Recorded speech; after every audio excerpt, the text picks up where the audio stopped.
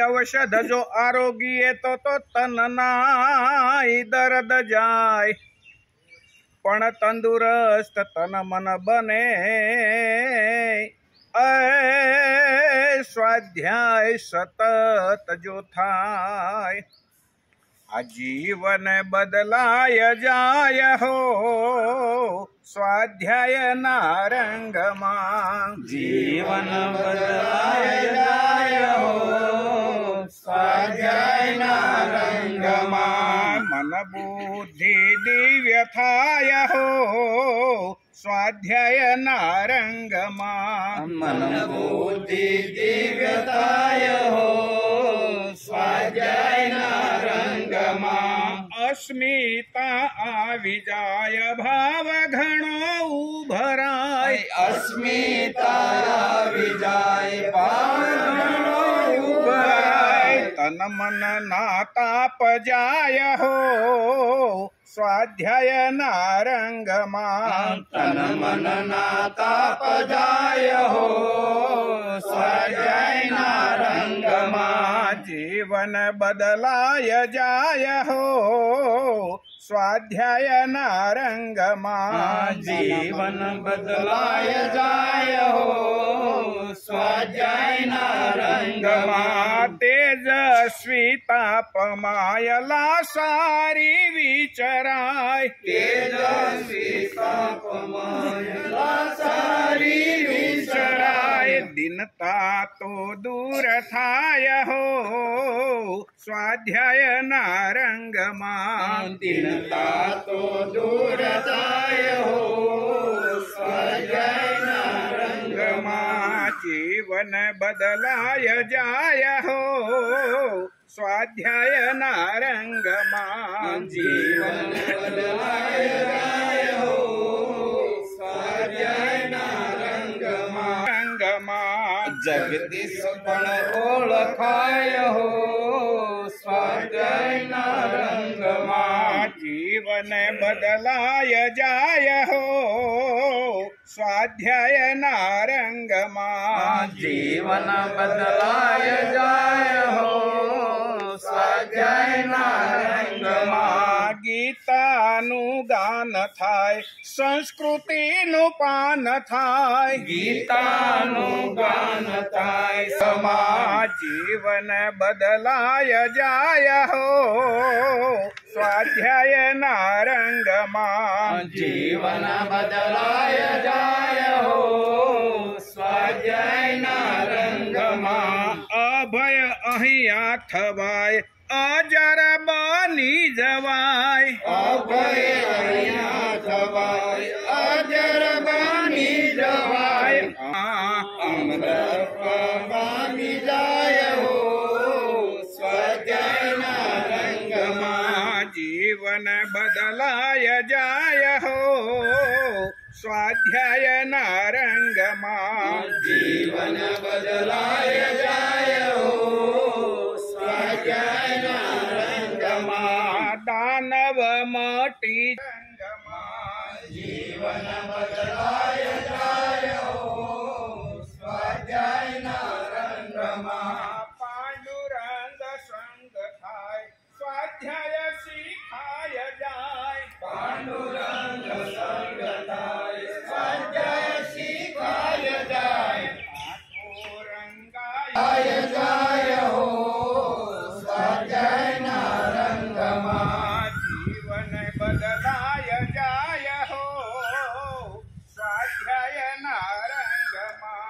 जीवन बदलाय जाय हो स्वाध्याय नारंगમાં दर्शन दादा ना थाय योगेश्वर ओळखाय दर्शन दादा नखाय जीवन बदलाय जाय हो स्वाध्याय नारंगમાં जीवन बदलाय जाय हो स्वाध्याय नारंगમાં मन बुद्धि दिव्य थाय हो स्वाध्याय नारंगમાં मन बुद्धि दिव्यताय हो स्वाध्याय नारंगમાં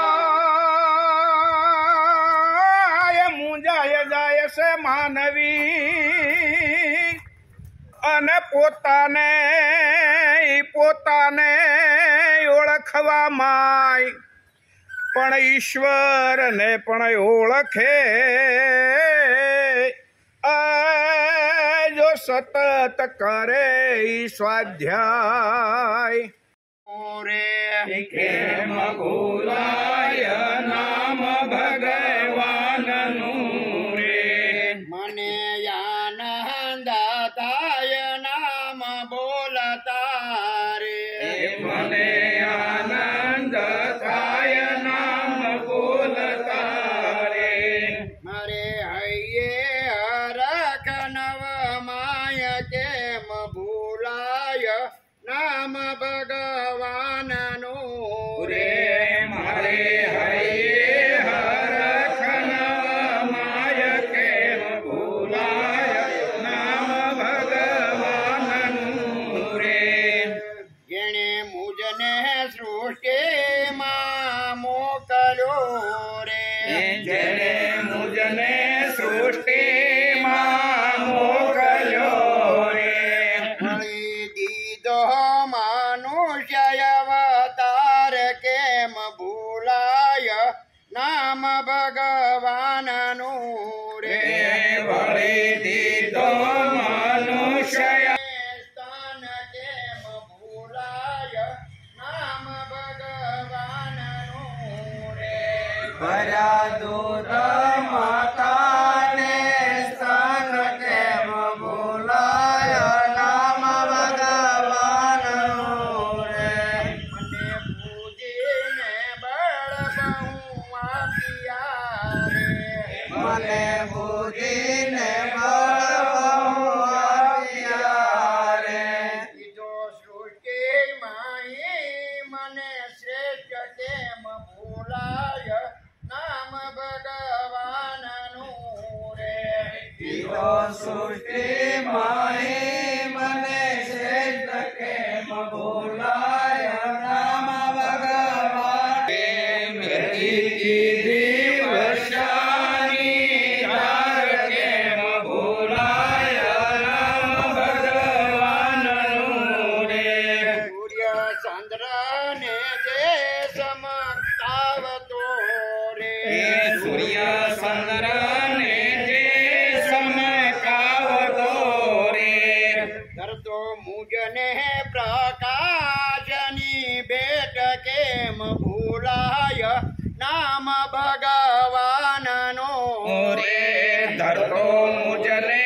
પ્રકાશની ભેટ કેમ ભૂલાય નામ ભગવાનનું રે મારા માટે પાવન પ્રભુ મોકલે રે મારા માટે પવન પ્રભુ મોકલે ધરતી પેટે યુગાડે જે અન્ન કેમ ભૂલાય નામ ભગવાનનો રે ધરતી પેટે ઉગાડે છે અન્ન કેમ ભૂલાય નામ ભગવાનનું રે ખાય પીને નિરાતે હું ઊંઘતો રે ખાય પીને નિરાતે હું ઊંઘતો રે મારું ખાધું પસાવે જે અન્ન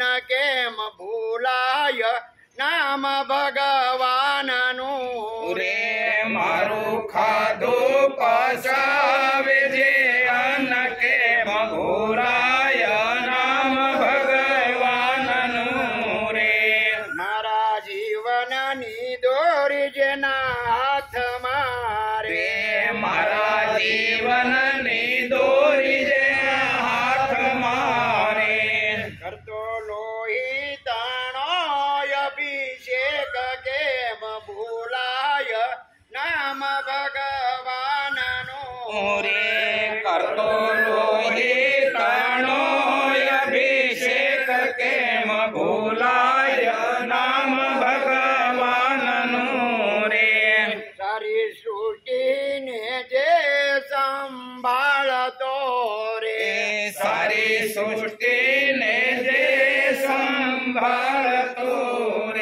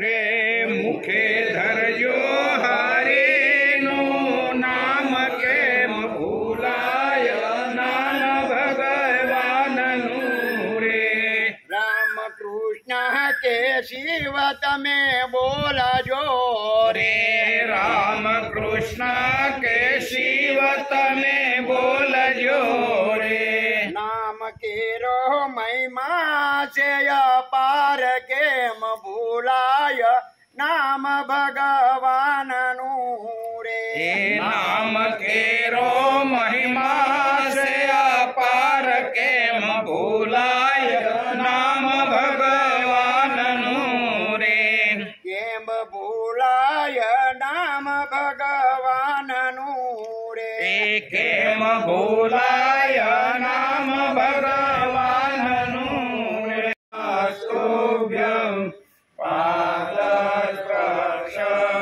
पादस्पर्शक्षमस्व मे वसुदेवसुतं देवं कंसचाणूरमर्दनं देवकी परमानन्दं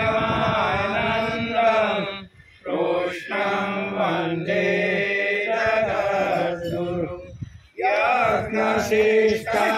यज्ञशिष्टाशिनः सन्तो मुच्यन्ते सर्वकिल्बिषे भोजने ते तगं पापा ये पचन्त्यात्मकारणं यत्तरोषि यदर्शासि यज्जोषि ददासि यत्तपस्यसि कौन्तेय तत्कुरुष्व मदर्पणम् अहं वैश्वानरो भूत्वा प्राणिनां देहमाश्रितम् प्राणापानसमायुक्तः पचाम्यन्नं चतुर्विधम् ॐ सहना भवतु सहनो भुनक्तु सह वीर्यं करवावहै तेजस्विनावधीतमस्तु मा विद्विषावहै ॐ शान्ति शान्ति शान्ति कृष्णाय वासुदेवाय हरये परमात्मने प्रणतक्लेशनाशाय गोविन्दाय नमो नमः करचरणकृतं वा कायजं कर्मजं वा श्रवणनयनजं वा मानसं वापराधं विहितं विहितं वा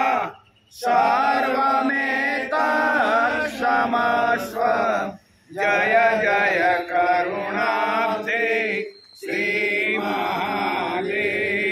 शम्भो त्वमेव माता च पिता त्वमेव त्वमेव बन्धुः सखा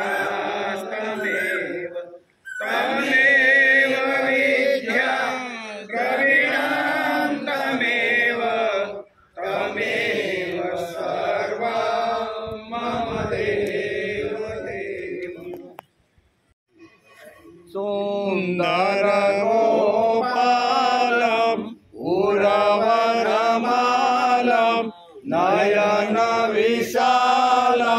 द्रोखहरम् वृन्दावनचन्द्रं मानन्दकन्दं परमानन्दं धरणिधरं वल्लभघनश्यामं पूर्णैकामम् अत्यभिरामं प्रीतिकरं भजे नन्दकुमारं सर्वसुखसारं विचारं ब्रह्म परं सुन्दरवरिवदनं नित्यतमनम् आनन्दसदनं मुकुटधरं गुञ्जाकृतिहारं विपिनविहारं परमोदारं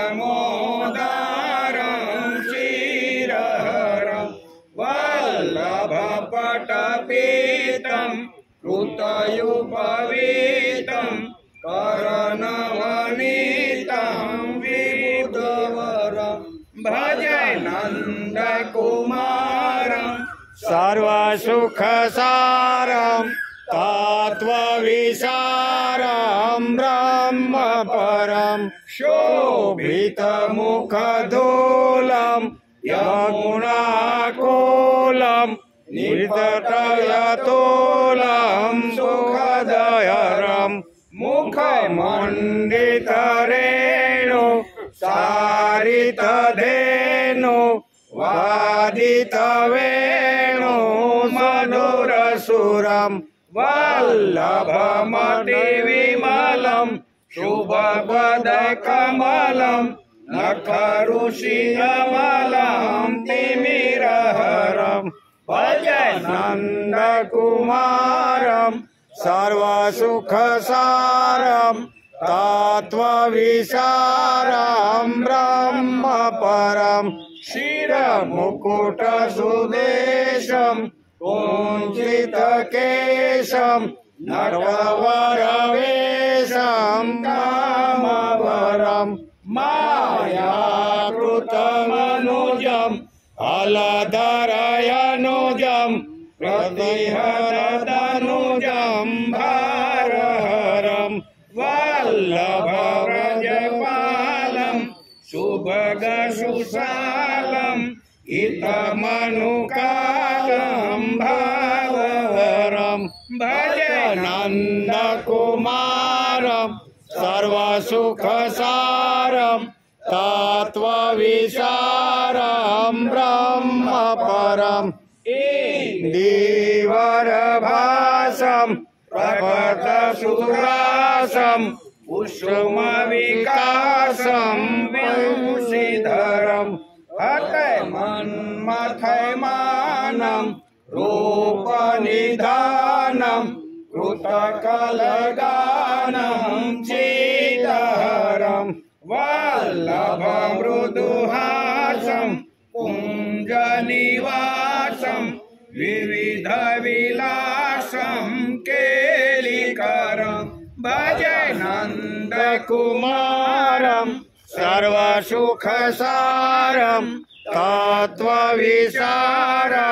ब्रह्म परं अतिपरप्रवीणं पालितदीनं भक्तादीनं कर्णकरं मोहनमनिधीरं फणिबलवीरं हतपरवीरं तरलधरं वल्लभव्रजरमणं वारिजवदनं अलधरयननं शैलशरं भजे नन्दकुमारं सर्वसुखसारं तत्त्वविचारं ब्रह्म परं जलधरयतेऽनुगं ललितदिभङ्गं बहुतकरङ्गं रसिकवरं गोकुलपरिवारं मदनाकारं कुञ्जविहारं गूढतरं वल्लभव्रजचन्द्रं सुभगसुचन्दं कृतयानन्दं भ्रान्तिहरं भजे नन्दकुमारं सर्वसुखसारं तत्त्वविचारं ब्रह्म परं वेदयुगलशरणं पावनकरणं जगदुदाहरणं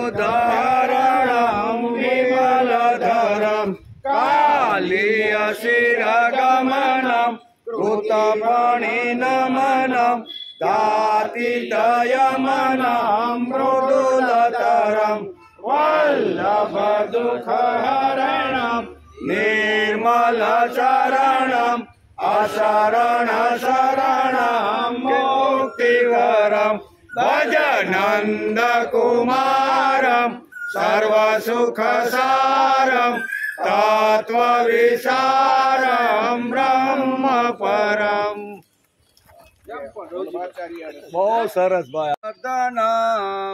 માયા પૂતન જીવિતાપહરણમ गोवर्धनो धारणं कंसासेदन कौरवादिहननं कुन्तीसुता पालनम् एतद् भागवतं पुराणकथितं श्रीकृष्णलीलामृतम्। आ श्लोकनी अंदर आखो एक श्लोक में भागवत નું આખું વર્ણન કરવામાં આવ્યું છે। આદો દેવકી દેવ ગર્ભ જનનમ એટલે પહેલા દેવકીજીના ગર્ભમાં જન્મ લેવો, ગોપીઓના ઘરોમાં મોટા થવું, માયાવી પૂતના રાક્ષસીના જીવનો નાશ કરવો, ગોવર્ધન પર્વતનો ઉદ્ધાર કરવો, કંસ મામાને મારવો, કૌરવો વગેરેનું નિકંદન કરવું, કુંતી પુત્ર પાંડવોનું રક્ષણ કરવું, આ બધી જ શ્રી કૃષ્ણની અમૂર્ત રૂપ લીલાઓનું શ્રીમદ ભાગવતમાં વર્ણન છે। એ આપણે ગઈકાલે પ્રથમ એટલે કહેવાય 10મા સ્કંદના 1 અધ્યાયથી 90 અધ્યાયમાં કાલે આપણે રિપીટ કરીને જોયું કે ભાઈ પહેલા અધ્યાયમાંથી શરૂઆત કરીને 90મા અધ્યાય સુધીમાં શું આવ્યું, તો ભગવાનની લીલાઓનું વર્ણન ગઈકાલે આપણે કર્યું। આજે શ્રીમદ ભાગવતની શરૂઆત થઈ એને 251મો દિવસ, બરાબર ને? સ્કંદ 11 અને અધ્યાય 1 આજથી આપણે શરૂ કરવાનો છે। જેઠ સુદ 60 અને સંવંત 2080 એમ તારીખ 12/6/2024 અને બુધવાર સવારે 9 થી 11 આજથી આપણે 10મો સ્કંદ પૂરો કરીને એકાદશ સ્કંદની શરૂઆત કરવાના છીએ। 10મા સ્કંદમાં કૃષ્ણ ભગવાન આવ્યા અને કૃષ્ણ ભગવાન આવ્યા પછી દ્રષ્ટિ આગળ જતી જ નથી, એટલે છોડવાનું મન થાય એવો 10મો સ્કંદ હતો નહીં, પણ આગળ ગયા વગર હાલે એમ નથી એમ કે। પણ આપણે ભાગવતના 12 સ્કંદ અને 18,000 શ્લોક અને 335 અધ્યાયને સમજવા છે, તેથી આગળ ગયા વગર છૂટકો જ નથી। નકર તો કૃષ્ણની લીલા અહીંયા 10મા સ્કંદના પ્રથમ અધ્યાયથી 90 અધ્યાયમાં આપણે ગઈકાલે જોતા હતા કે ભગવાન કૃષ્ણે કેટલી લીલાઓ કરી એનું સુંદર વર્ણન ભાગવતકારે લખ્યું છે, બરાબર। આ 10મો સ્કંદ છોડીને આગળ જવાનું મન થાય નહીં, પણ હજી આપણે 2 સ્કંદ બાકી છે, 11મો અને 12મો, તો એને આપણે હજી નમસ્કાર કરવાના છે। તેથી 10મા સ્કંદને નમસ્કાર કરીને આગળ ગયા વગર છૂટકો નથી એમ કે। ભાગવતની એટલે કે 11મો એકાદશ સ્કંદ અલૌકિક છે, લોકોત્તર છે, સમજવા જેવો છે। જીવનમાં એકાદશ સ્કંદના સિદ્ધાંતો જીવનમાં જો લાવીએ તો આપણું જીવનમાં બેડો પાર થઈ જાય એવા 31 અધ્યાયની અંદર આ એકાદશ સ્કંદની અંદર ભાગવતકારે વેદવ્યાસે સુંદર મજાનું જ્ઞાન પીરસવાનું અહીંયા કર્યું છે। આ એકાદશ જે અધ્યાય છે સ્કંદ છે ને એ જ્ઞાનથી ભરેલો છે। આપણે આગળ જેમ જેમ જતા જશું ને એમ જ્ઞાનની ટોચ ઉપર આપણે એકાદશ સ્કંદ આપણે લઈ જાય છે એમ કે। 11મો એકાદશ સ્કંદ અલૌકિક છે એમ કે। ભાગવતની કથા કરનાર, કરાવવાવાળા અને સાંભળવાવાળા તેમને નમસ્કાર કરીને આગળ ચાલ્યા જાય છે, પણ આપણે તો 31 અધ્યાયને સમજવાનો, અભ્યાસ કરવાનો, અધ્યયન કરવાનો પ્રયત્ન કરવાનો છે એમ કે। ભગવાનનું સ્વરૂપ એવા ભાગવતને આપણે સમજવાનો, અભ્યાસ કરવાનો, અધ્યયન કરીને આગળ જવાનો પ્રયત્ન કરીએ છીએ। તેથી આજથી આપણે આ એકાદશ સ્કંદની શરૂઆત કરીએ છીએ, તો એમાં કઈ વાતો છે એ પહેલાં થોડીક આપણે જોઈ લઈએ। નારાયણ પર ગ્રંથ શ્રીમદ ભાગવતનો એકાદશ સ્કંદ પરિપૂર્ણ જ્ઞાનથી ભરેલો ગ્રંથ છે. જ્ઞાન થતાં અજ્ઞાન જાય છે. જ્ઞાનથી ભરેલો એકાદશ સ્કંદની અંદર 31 અધ્યાયો ભાગવતકાર વેદવ્યાસે લખ્યા છે. અને એ આખે આખો જે સ્કંદ છે એ જ્ઞાનથી સંપૂર્ણ રીતે પરિપૂર્ણ રીતે ભરેલો છે. આ જ્ઞાન જીવન વિષયક જ્ઞાન છે. ભારતીય સંસ્કૃતિમાં વિત આપવા વાળી જે વિચારધારા છે, જે સમજણ છે, તેને કલા કહેવામાં આવે છે. કલા જુદી અને વિદ્યા જુદી, જ્ઞાન જુદું, એમ બે અલગ છે. બરાબર ને? જીવન વિષયક જે વાતો સમાજમાંથી, કુટુંબમાંથી, પરિવારમાંથી કે ગ્રંથોમાંથી આપને જે મળે છે એને જ્ઞાન કહેવામાં આવે છે, એને વિદ્યા કહેવામાં આવે છે. પણ આજીવિકા કમાવાની હોય તો એના માટે શાસ્ત્રકારોએ 64 કળા આપને આપી દીધી. કેટલી? કે 64 કળામાંથી કોઈ પણ એકાદી કળા લઈ અને માણસ પોતાનું આજીવિકા એટલે પોતાનો ધંધો નોકરી કરીને પોતાનું કુટુંબ સારી રીતે ચલાવી શકે છે. તેથી 14 વિદ્યા અને 64 કલા ભારતીય સંસ્કૃતિમાં છે. વિદ્યા કઈ? તો કે 4 વેદ. આ 14 વિદ્યાની જે વાત આવે છે તો એ 14 વિદ્યા કઈ કઈ છે? જે જીવન વિષયક અને જીવનને વળાંક આપી અને પ્રભુના પદ સુધી લઈ જનાર આ 14 વિદ્યાઓ છે. એમાંથી કોઈ પણ એક પ્રકારની વિદ્યા લઈ એના પગ પકડીને માણસ પરમ પદને પ્રાપ્ત થઈ જાય છે. તો 14 વિદ્યા આપણે પહેલાં સમજી લઈએ. 4 વેદ એટલે કે ઋગ્વેદ, યજુર્વેદ, અથર્વવેદ અને સામવેદ. 4 ઉપવેદ છે. એના વેદના ઉપવેદ 4 છે. આયુર્વેદ, ધનુર્વેદ, ગંધર્વવેદ અને વાસ્તુશાસ્ત્ર. આ એના 4 ઉપવેદ, એટલે 4 વેદ અને 4 ઉપવેદ એટલે ત્યાં 8. 6 વેદાંગ છે. વેદાંગમાં શિક્ષા, કલ્પ, વ્યાકરણ, નિરુક્ત, છંદ અને જ્યોતિષ આ 6 એના અંગ છે. બરોબર ને? વેદાંગ શબ્દ શું આપ્યો? વેદોના અંગ આ 6 છે. જે માણસના શરીરના હાથ હોય, પગ હોય, નાક હોય, એમ જેમ અંગ હોય એમ વેદના આ 6 અંગો છે. કયા અંગ છે? તો કે શિક્ષા, કલ્પ, વ્યાકરણ, નિરુક્ત, છંદ અને જ્યોતિષ આ એના 6 અંગ છે. વિત આપવાવાળી જે વિચારધારા છે, જે સમજણ છે, તેને આપણે કલા માની છે.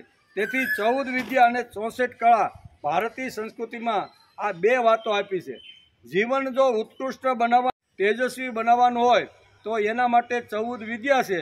અને આજીવિકા કમાઈને સંસાર સારી રીતે ચલાવવો હોય તો એના માટે 64 કળા શાસ્ત્રકારોએ મૂકી દીધી છે. એમાંથી કોઈ પણ એકાદી કલા માણસ ઉપાડે અને એમાંથી જીવન નિર્વાહ કરી શકે છે. તેથી 64 કળા અને 14 વિદ્યાનો ઉલ્લેખ આપણા શાસ્ત્રમાં છે.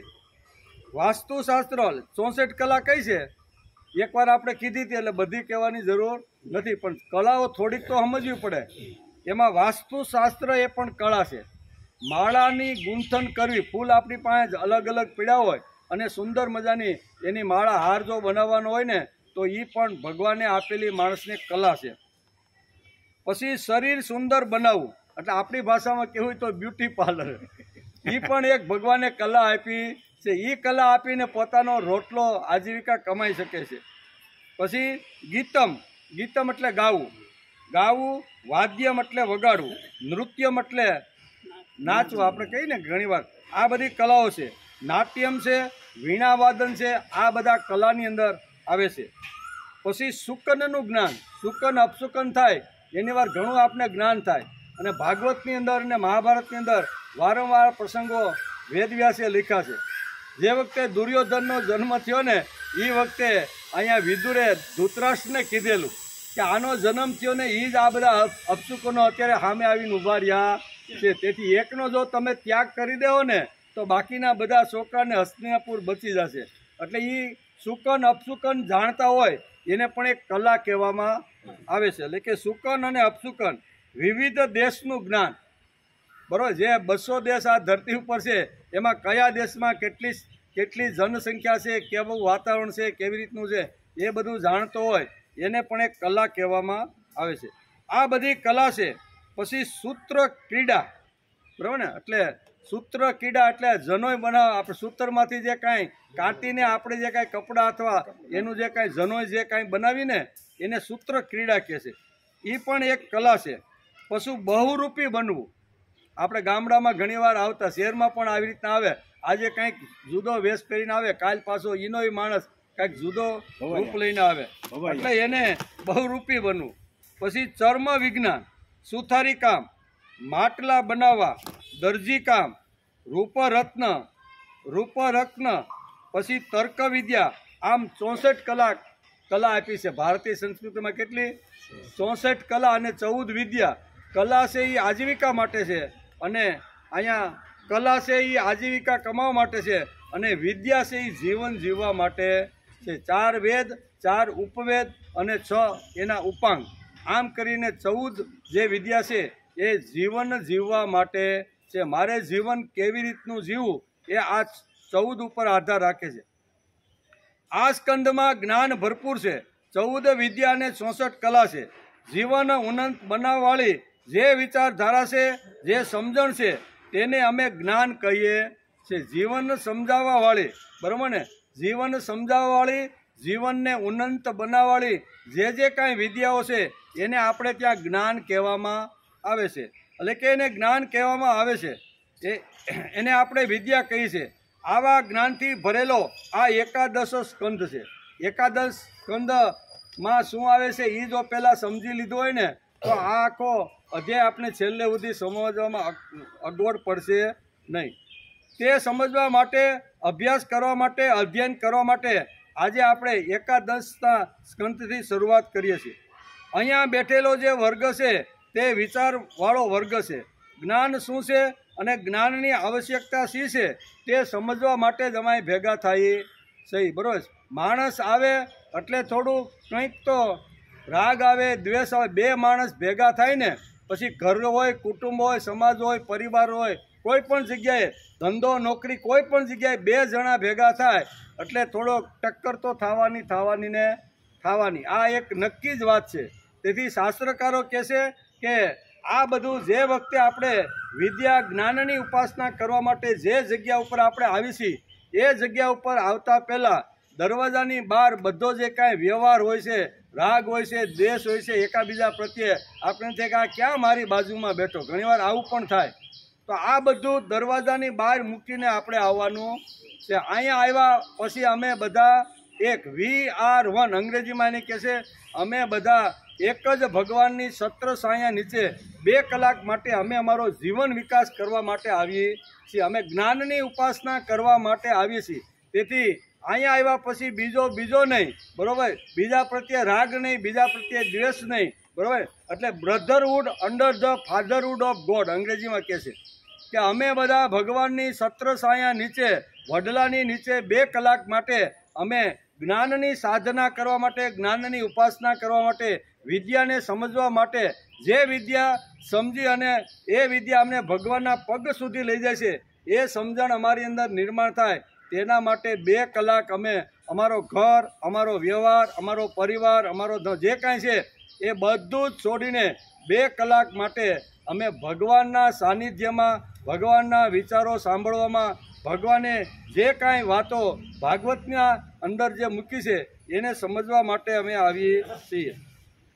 તેથી જે જીવન વિશે જ્ઞાનના બારામાં વિચારવું જોઈએ અને વિચાર કરવા જો લાગીએ તો પ્રત્યેક વ્યક્તિને પોતાની વર્તમાન સ્થિતિ સારી લાગતી નથી. આના માટે વિચારવું જોઈએ કે હું શા માટે આવું છું, આવ્યા પછી મારે શું ગ્રહણ કરવાનું છે, ગ્રહણ કર્યા પછી એ વિચાર મારી અંદર સ્થિર થાય, મારા જીવનમાં આવે, મારા જીવનમાં હસતો રમતો એ વિચાર થાય અને એવી રીતનું મારું સુંદર જીવન બને, એના માટેનો માણસે વિચાર કરવો જોઈએ. તો વિચાર કરવા લાગીએ ત્યારે પોતાની વર્તમાન સ્થિતિ કોઈને સારી લાગતી નથી. આપણે કોઈ ધંધો સારી રીતે કરતો હોય ને આપણે યુવાનને મળવા ગયા હોય ને ત્યારે આપણે લાગે કે અમારા યુવાન આવો ધંધો કરતો નથી. એટલે આપણું જે હોય ને એ કોઈ દિવસ આપણે સારું લાગતું નથી. આપણે હંમેશા બીજાનું જ સારું લાગતું હોય છે. તેથી ભાગવતકારે આ 31 અધ્યાયની અંદર આ જ્ઞાનની ઉપાસના, વિદ્યાની ઉપાસના અને વિદ્યાની સાધના સમજાવી છે કે માણસે દૃષ્ટિકોણ બદલી નાખે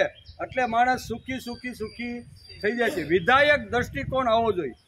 નેગેટિવની જગ્યાએ પોઝિટિવ જો વિચારધારા માણસ જો ઉપાડે ને તો એ માણસ સુખી થઈ જાય. એ ભાગવતને 31 અધ્યાયની અંદર એકાદશ સ્કંદની અંદર આ બધી વાતો વ્યાસે લખી રાખેલી છે. એનો આપણે અહીંયા જ્યાં સુધી આપણો 31 અધ્યાય પૂરા થાય ત્યાં સુધી એકાદશી સ્કંદનો વિચાર કરવાનો છે. તેથી જ જીવન વિશે જ્ઞાનના બારામાં વિચારવું જોઈએ. વિશ્વાસ પેદા કરવાવાળી જે સમજણ છે, જે વિચારધારા હશે તેને આપણે જ્ઞાન કહીએ છીએ. બરાબર. આપણી અંદર વિશ્વાસ જે ઊભી કરે એવું જે જ્ઞાન હોય એને જ આપણે વિદ્યા કહીએ છીએ. મારી અંદર મારે ભગવાન ઉપરનો વિશ્વાસ અને માણસની પોતાના ઉપરની શ્રદ્ધા, ઈશ્વર વિશ્વાસ અને પોતાના ઉપરની શ્રદ્ધા, આ બંને જ્યારે ભેગા થઈને માણસ કામે લાગે છે ત્યારે જ તેને સફળતા મળે છે. ભગવાન ઉપરનો 100% વિશ્વાસ માણસને હોવો જોઈએ. આ જગતમાં ભગવાન છે ને છે તારે ગમે તેટલા દુઃખ મોકલવા હોય, ગમે તેટલી અગવડો મોકલી હોય, ગમે તેટલા શારીરિક, માનસિક, બૌદ્ધિક દુઃખ મોકલો એટલા મોકલ, પણ ભગવાન છે ને છે. આ વિશ્વાસ ઊભી કરવાળી આ વિદ્યા છે. અને એ વિદ્યા અને એ જ્ઞાન અહીંયા એકાદશ સ્કંદની અંદર વેદ વ્યાસે ઠાંસીને ભરેલું છે. વિશ્વાસ પેદા કરવાળી જે સમજણ છે, તે વિચારધારા હશે તેને આપણે જ્ઞાન કહીએ છીએ, ભક્તિ કહીએ છીએ. તેનાથી ભરેલો આ એકાદશ સ્કંદ છે. ભક્તિથી ભરેલો અને જ્ઞાનથી ભરેલો આ એકાદશ આખો સ્કંદ અહીં બહુ સરસ રીતે છે. એકાદશ સ્કંદ તો જ્ઞાનથી ભરેલો છે. વ્યક્તિના જીવનમાં જ્ઞાન અને ભક્તિની નિતાંત આવશ્યકતા છે. એટલું જ નહીં, એ જ ઉન્નત જીવનની માગણી છે. એમ એકાદશ સ્કંદમાં ભાગવતકાર લખ્યું છે. એનો વિચાર કરવા માટે આજે આપણે એક નવા સ્કંદની શરૂઆત કરી રહ્યા છીએ. બરાબર ને? કે જ્ઞાન અને ભક્તિની નિતાંત પ્રત્યેક માણસના જીવનની અંદર આવશ્યકતા છે. આ બે હથિયાર જો પાવરફુલ હોય ને તો માણસ ભગવાન સુધી સારી રીતે પહોંચી શકે છે. એ જ ઉન્નત જીવનની માગણી છે. 31 આમાં એટલે કે 11મા સ્કંદમાં 31 અધ્યાય છે અને આખા સ્કંદમાં અધ્યાયમાં મુક્તિની જ આખી મીમાંસા કરવામાં આવી છે. મુક્તિ માણસને કેવી રીતે મળે અને મુક્તિ મેળવવા માટે કઈ કઈ વાતો જીવનમાં જરૂરી છે એ બધી જ વાતો ભાગવતકારે એકાદશ સ્કંદની અંદર મૂકી દીધી છે. મુક્તિ શબ્દ સાંભળ્યા પછી આપણે ગભરાઈ જઈએ છીએ. કોને ખબર મુક્તિ શું છે? તેમાં નિર્વાણ કે બ્રહ્મ નિર્વાણ? મુક્તિનો વિચાર સાંભળ્યા પછી અથવા મુક્તિ શબ્દ બોલ્યા પછી ઘણીવાર માણસને ગભરામણ થઈ જાય છે. નિર્વાણ કે બ્રહ્મ નિર્વાણ? ભગવાન કૃષ્ણે ગીતાની અંદર બ્રહ્મ નિર્વાણ કીધું છે અને બુદ્ધ ભગવાને નિર્વાણ શબ્દ વાપર્યો છે. એકવાર માણસ જગતમાંથી ગયો પછી એનું કોઈ પાછું આવવું જવાનું ઠેકાણું ન હોય, એને નિર્વાણ કહેવામાં આવે છે.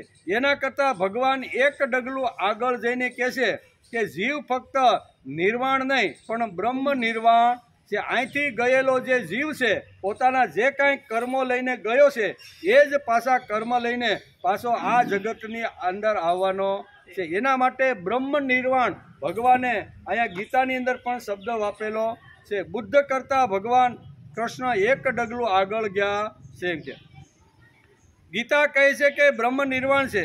બુદ્ધ જેવા લોકો કહે છે કે નિર્વાણ છે. હું કંઈ જ નથી, પરંતુ આવું કેમ થઈ શકે? આ એક મોટી વાત છે. અમે મુક્તિથી ગભરાઈ જઈએ છીએ. બધા જ અધ્યાયોમાં મુક્તિની મીમાંસા જોવા મળે છે. મુક્તિનો અર્થ શું છે? કર્મ બંધનથી મુક્તિ.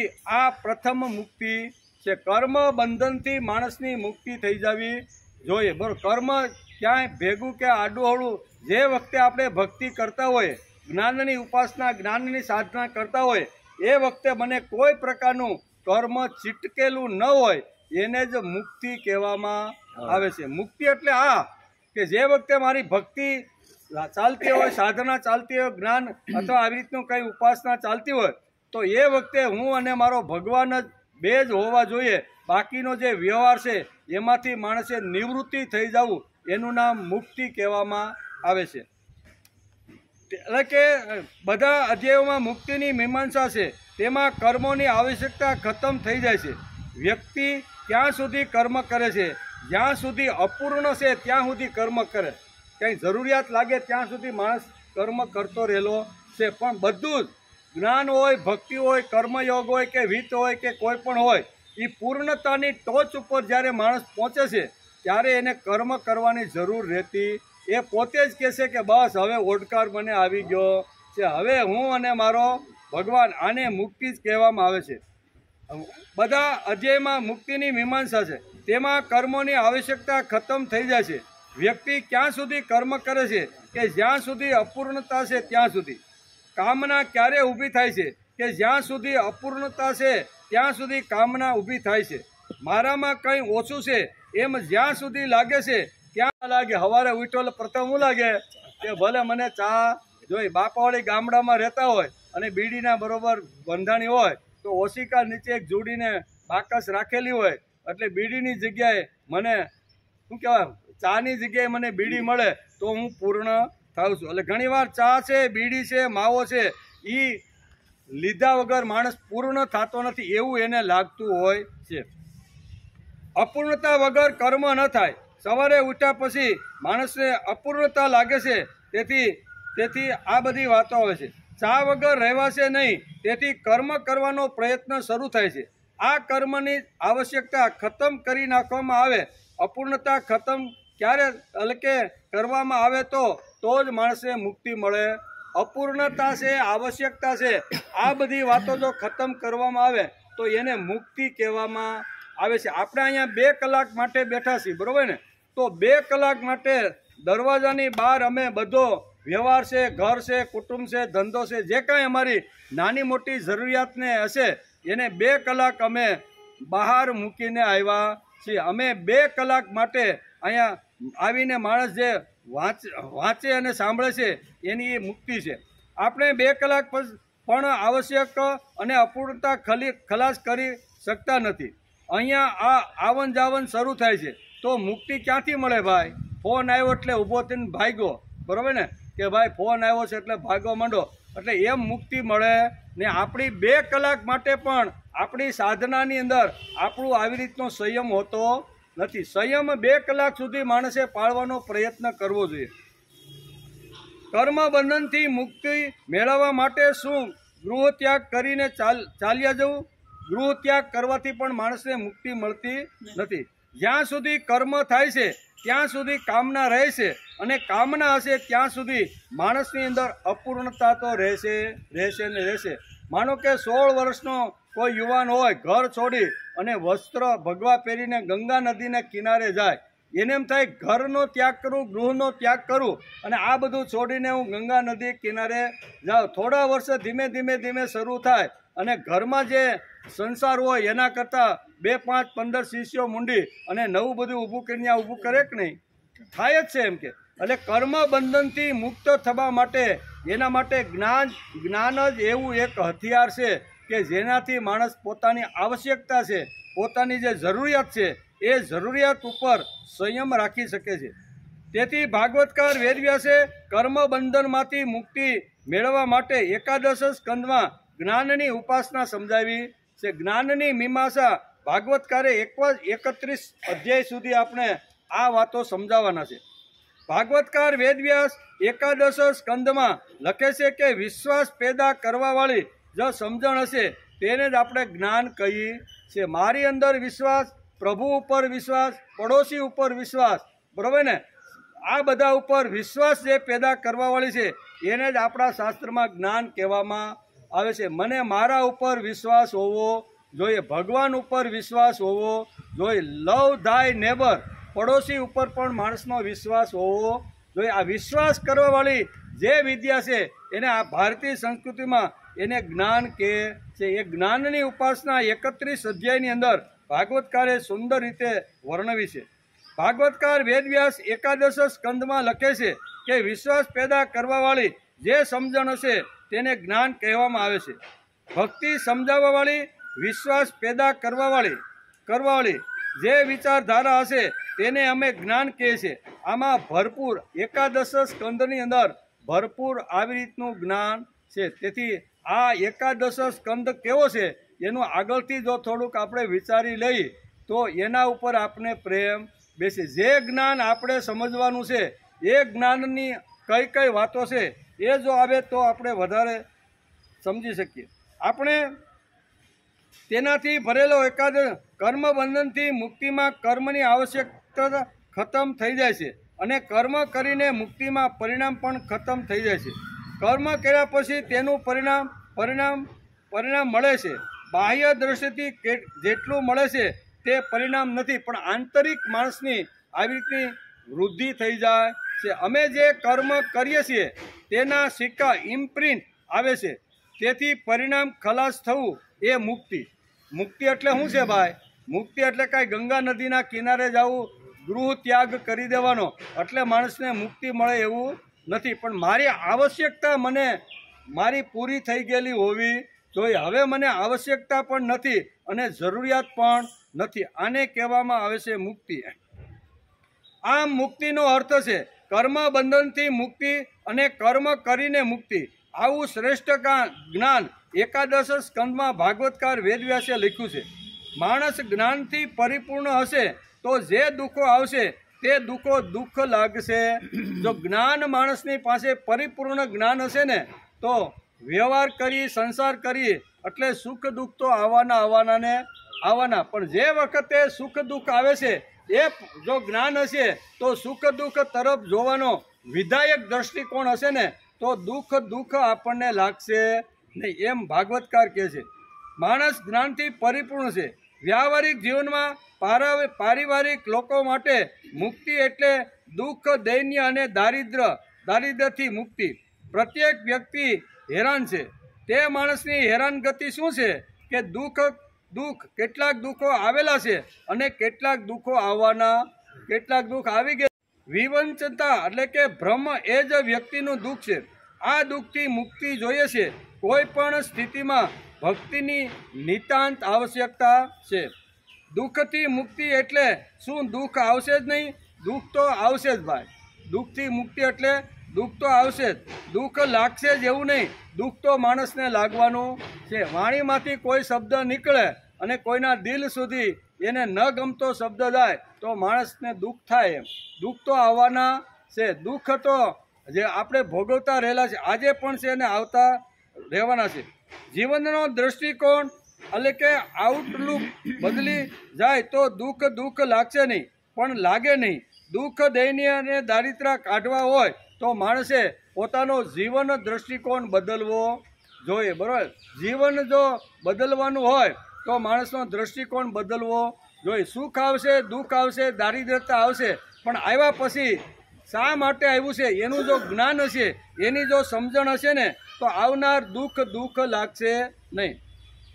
ભાગવતકાર વેદવ્યાસે એકાદશ સ્કંદમાં જ્ઞાન વિચાર કહીને આ ત્રણે કાઢી નાખીએ. દુઃખ, દારિદ્ર્ય અને દૈન્ય ત્રણ કાઢી નાખવાનો વિચાર ભાગવતકારે એકાદશા સ્કંદની અંદર બહુ સરસ રીતે 31 અધ્યાયની અંદર વર્ણવાનો આ મહાપુરુષે વેદવ્યાસે પ્રયત્ન કર્યો છે. એને આપણે સમજવો છે અને શરૂઆત કરતાં પહેલાં આ બધી વાતો જો સમજાય તો આપણે આ ગ્રંથ ઉપર આત્યંતિક ભાવ અને પ્રેમ શરૂ થાય. શરૂઆતમાં તો ભક્તિ સકામ જ હોય.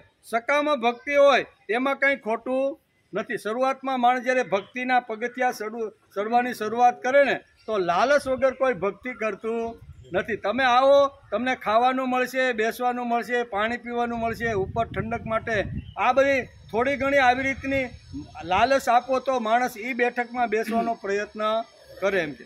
એટલે કે શરૂઆતમાં તો ભક્તિ સકામ જ હોય છે. સકામ ભક્તિ હોય તેમાં કંઈ ખોટું પણ નથી. સકામ ને એ ત્યાજ્ય કે તિરસ્કરણીય પણ નથી. આપણે ઘણીવાર આવી કે આપણે ભક્તિ કરી તો શું મળશે ભાઈ? તો આપને સુખ મળશે, વિત્ત મળશે, વૈભવ મળશે. દીકરો મોટો થઈ ગયો છે, લગ્ન થતા નથી, તો ભક્તિ કરવા લાગું તો મને મારા દીકરાના લગ્ન અને સંબંધ થઈ જાય. આ બધું સકામ કહેવાય. હું ભક્તિ કરું છું, માળા ફેરવું છું, મંદિરે જાઉં છું, અને મંદિરે શા માટે જાઉં છું, ભક્તિ શા માટે કરું છું? તો ઘણીવાર આ ભક્તિના પાયાની અંદર કામના અને વાસના હોય છે. તો શાસ્ત્રકારો કહેશે કે શરૂઆતની અંદર ભક્તિની અંદર વાસના, કામના આવે, સકામતાવતી કાંઈ ખોટું નથી, પણ જ્ઞાન બેહવાનું નથી. શરૂઆતમાં લાગે. આપણે જ્યારે 9 વર્ષ પહેલાં વડલાની હેઠે આપણે જ્યારે અહીંયા શરૂઆત કરી ને આપણે મહાભારતની, તો એ વખતે આપણે ઘણા લોકોને કહેવું પડતું કે ભાઈ તમે વડલા નીચે આવો. તારે બાકડા ઉપર બેઠેલા પરવારું જ બોલતા અમે જાતા હતી કે ન્યા ભાઈ શું મળશે તમને? મેં કીધું અત્યારે તો અમે કાંઈ પ્લાન કર્યો નથી, પણ અમે અત્યારે બેહવાનું ચાલુ કર્યું છે. પછી પાછા 8-10 દિવસથી પાછા એ બાપાઓને મળવા જાય ને તો બાપા કહેતા, બાપાને કે હાલો ને બાપા વડલાઈથી, તો ત્યાં શું મળશે? પછી અમે એને કહેતા ભાઈ અહીંયા ગરમ ગરમ ગાંઠિયા મળશે, ફાફડી મળશે, બરોબર, સારામાં સારા શરબત મળશે. અને અમે શરૂ પણ કરેલું, બરોબર ને, અહીંયા બકરીઓ રાખીને તાજે તાજા ગાંઠિયા પણ બધાને ખવડાવતા હતા, ભલે ને ખિસ્સામાંથી કાઢીને પણ ખવડાવતા હતા. એ શરૂઆતમાં સકામ ભક્તિ તો હોય જ. અહીં ભાગવતકાર બહુ સરસ કહે છે કે ભક્તિની શરૂઆત કદાચ સકામ એટલે આવી રીતની સ્વાર્થથી થાય તો એ કાંઈ ખોટું નથી, પણ ત્યાં પડી ન રહેવી જોઈએ. પાછી ત્યાંથી એક ડગલું આપણે આગળ જવું જોઈએ. પણ તેના કરતાં આગળ જવાનું કે નહીં ભાઈ? શરૂઆતમાં ગાંઠિયા છે, શરબત છે, ચા પાણી છે, ઘણા બધા અલગ અલગ ટાઈપના શરબતો બહેનો લઈને આવતા અને અમે શાંતિથી બબે ગ્લાસ પી નાખતા હતા, બરોબર. આવું શરૂઆતમાં 1-2 વર્ષ હાયલું એમ, બરોબર, બધું જ કરતા એમ, બરોબર. કહેવાનો અર્થ કે શરૂઆતમાં તો આવી રીતનું હોય તો એ કાંઈ ખોટું નથી. પછી લાડવા ને ગાંઠિયા ને ગરમ ગરમ તાવડાના આવી રીતના વળેલા જ ગાંઠિયા જ ખાવાના. પછી આગળ કાંઈ ભક્તિની વાતો, જ્ઞાનની વાતો કે કર્મની વાતો કરવાની જ નહીં. તો શાસ્ત્રકારો કહેશે શરૂઆતમાં સકામ ભક્તિ માણસ કરતો હોય તો એ કાંઈ ખોટું નથી, પણ ધીમે ધીમે એને આગળ જવું જોઈએ. પણ તેના કરતાં આગળ જવું કે નહીં, સકામ ભક્તિથી શરૂઆત થાય, પરંતુ ત્યાર પછી કદર તરીકે એટલે કે એપ્રિશિયન્સીથી ભક્તિ થવી જોઈએ. ઉત્તરોત્તર માણસની પ્રગતિ વધવી. 4-5 વર્ષનું બાળક હોય, બરાબર, પછી મા બાપ વિચાર કરે છે કે આને આપણે શું કહેવાય બાલ મંદિરમાં આપણે એને મોકલીએ. હવે બાલ મંદિરમાં એ જાય છે એટલે મા બાપને ખબર છે કે આને મારે ક્લાસ 1 ઓફિસર બનાવવાનો છે. તે શરૂઆત ક્યાંથી કરે? બાલ મંદિરમાં. અને બાલ મંદિરમાં જાય એટલે શું કરે? તો કે બેન હોય એને રમકડા આપે, ચોકલેટ આપે, નાનું ખાવાનું આપે, રમાડે, એમ કરીને 2-3 કલાક એને સંભાળે કે નહીં? તો એ જાય છે. અત્યારે બાળક શા માટે જાય છે? એને સારા રમકડા મળે છે, સારામાં સારી ચોકલેટ મળે છે, લાલચ આપી છે, એટલે એ બાળક ત્યાં જાય. પણ માનો કે 8-10 વર્ષનો થાય અને ચોકલેટ અને રમકડામાં જો અહીં સ્કૂલમાં પડ્યો રહે તો શું થાય? આગળ તો જવું પડે કે નહીં? એટલે શરૂઆતમાં આ બધું હોય. બાળકને જો આવી રીતનું બાલ મંદિરમાં મૂકીને આગળ જો લઈ જવાનો હોય તો એને રમકડા પણ આપવા પડે, ચોકલેટ પણ આપવી પડે.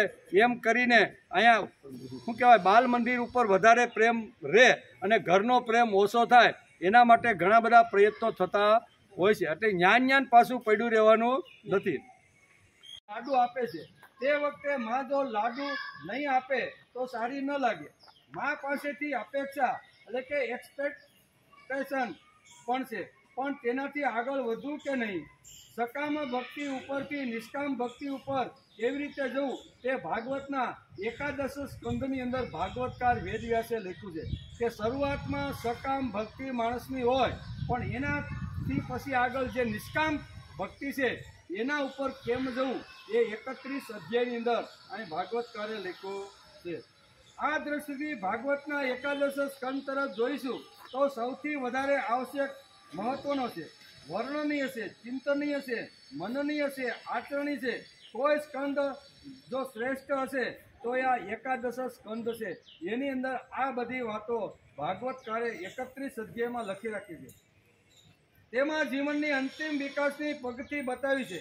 તેથી તેને સમજવાનો પ્રયત્ન આજથી આપણે કરવાનો છે કે 11 સ્કંદની અંદર આ જે મનનીય છે, વિચારણીય છે, ચિંતનીય છે, જીવન વિષયક જે આ જે છે એને સમજવાનો આપણે પ્રયત્ન કરવો જોઈએ. ઘણીવાર સમાજમાં ભગવાનનો એટલે કે ભાગવતનો અભ્યાસ કરવાવાળા કહે છે ઠીક છે તેમાં જ્ઞાન ભરેલું છે એવું સમજીને 11 સ્કંદને નમસ્કાર કરી તોડી અને ભાગવત પૂરું કરી દે છે. પણ સમજવા વાળો તો આ એક જ બહુ સારામાં સારો જ્ઞાનની ટોચ ઉપર વેદવ્યાસ આ સ્કંદને લઈ ગયા છે. તેથી જ્ઞાનની ઉપાસના આ 11 સ્કંદમાં ભાગવતકારે સમજાવ્યું છે.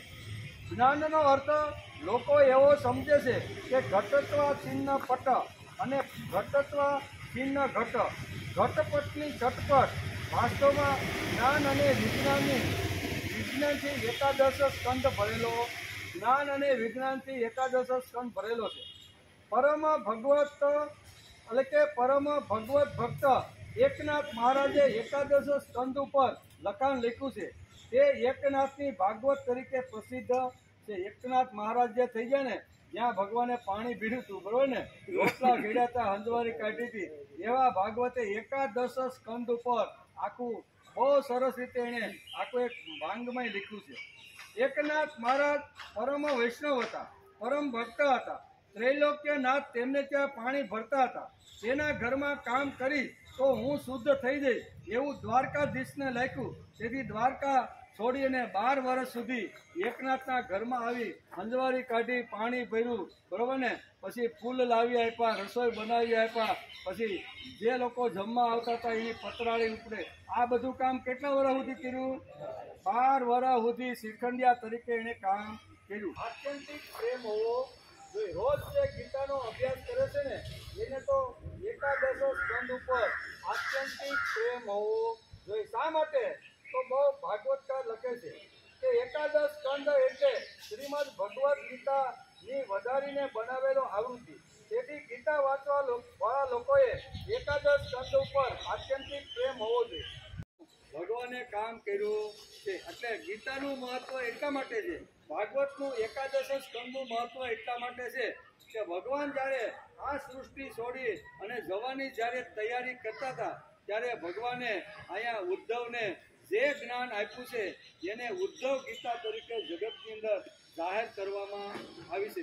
તેથી જ આ જે એકાદશ જે સ્કંદ છે ને એ આટલા માટે ખૂબ જ અગત્યનો છે. કુરુક્ષેત્રના મેદાનમાં મોહમાંથી દૂર કરી અને લડવાની આવી રીતની વૃત્તિ બનાવવાનું કામ જેમ ભગવાને કર્યું એમ જતી વખતે ઉદ્ધવ 2 હાથ જોડીને કહે છે કે ભગવાન તમે સગુણ સાકાર રૂપે જ્યારે દ્વારકાની અંદર હતા ને ત્યારે અમે અને દ્વારકા વાસવાસીઓ કોઈ જીવી શકશું ને અક્રૂરજી હોય કે હું હોય કે કોઈ પણ તમારા જે ભક્તો હોય છે ને એ બધાને ખબર પડશે કે ભગવાન આ જગત છોડીને ગયા છે ત્યારે ભગવાન અમે તમારો વિરહ સહન કરી શકશું નહીં. તમે ગયા એનું દુઃખ અમારાથી સહન થશે નહીં અને અમે પણ, મને તો લાગે છે કે અમારું પણ અસ્યુતમ કેસ્યુતમ.